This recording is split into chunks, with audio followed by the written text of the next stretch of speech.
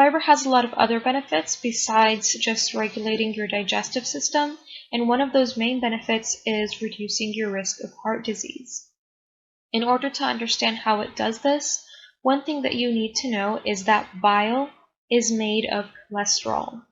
Recall that bile is the digestive juice that is made in your liver and sent to your gallbladder for storage. And then when we need fat to be emulsified, that bile is sent over to our small intestine.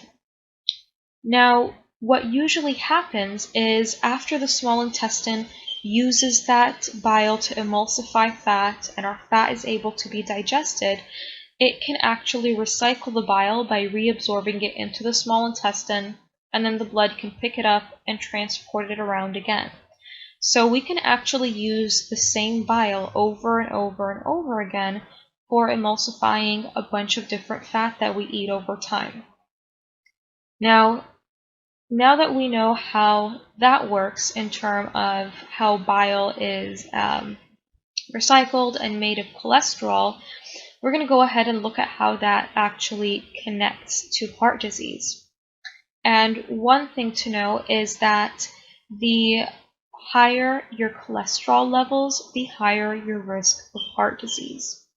So if we can actually force our body to keep making new bile instead of just recycling the old one, then that could be really beneficial for us, because instead of the cholesterol just hanging around in our body causing damage and leading to heart disease, it can instead be converted into something beneficial like bile. But our body, unfortunately, just keeps recycling the same old bile. Now, what we can do to prevent the body from recycling the same bile and force it to use the extra cholesterol and make new bile is consuming a lot of fiber, in particular soluble fiber. Now, the reason that this works is because, remember, fiber is indigestible. So it's kind of like this indigestible mesh that basically just moves along through your digestive system until it is released out of your body when you use the restroom. But because it's indigestible, as this indigestible mesh goes through your digestive system, other things can get caught in it. And those things can end up leaving your body along with the fiber when you use the restroom. Now, if you have fiber as a regular part of your diet, one thing that can happen is that the bile in your body can be trapped in the fiber, and so when you use the restroom and you release the fiber, the bile is also released. Now, what happens in that scenario is your body is now forced to make new bile since it no longer has the other bile that it was recycling. Remember, bile is made of cholesterol, so when your body has to make new bile, it's going to use up your cholesterol. That lowers the amount of cholesterol hanging around in your body, which will lower your risk of heart disease. So again, just to recap, fiber is an indigestible mesh that can trap things along with it as it leaves your body. If you have fiber as a regular part of your diet, some of the bile in your digestive system can get trapped in the fiber and leave your body when you use the restroom. This forces your body to make new bile, and it makes this bile from cholesterol. If we are using the cholesterol to convert it to bile, it's no longer hanging around in our system, causing a risk of heart disease. So that is a way that fiber can actually reduce your risk of heart disease.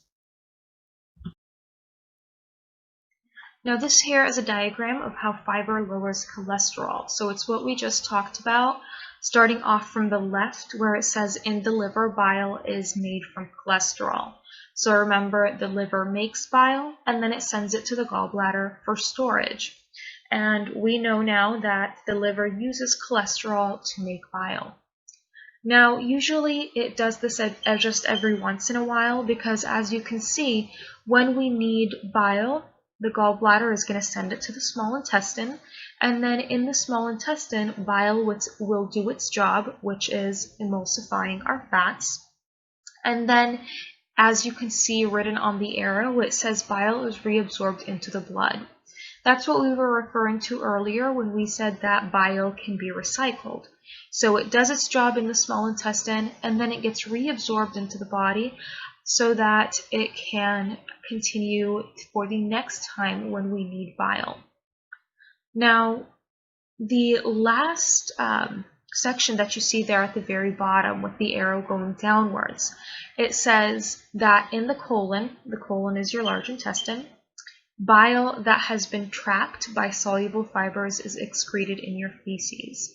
So what that means is, as the indigestible fiber is making its way through your digestive system, passing the small intestine, the large intestine, and making its way to your rectum to be released when you use the restroom, since it's indigestible, some of the bile can get trapped in that fiber. So when you use the restroom, you excrete the fiber along with the bile that was attached to it.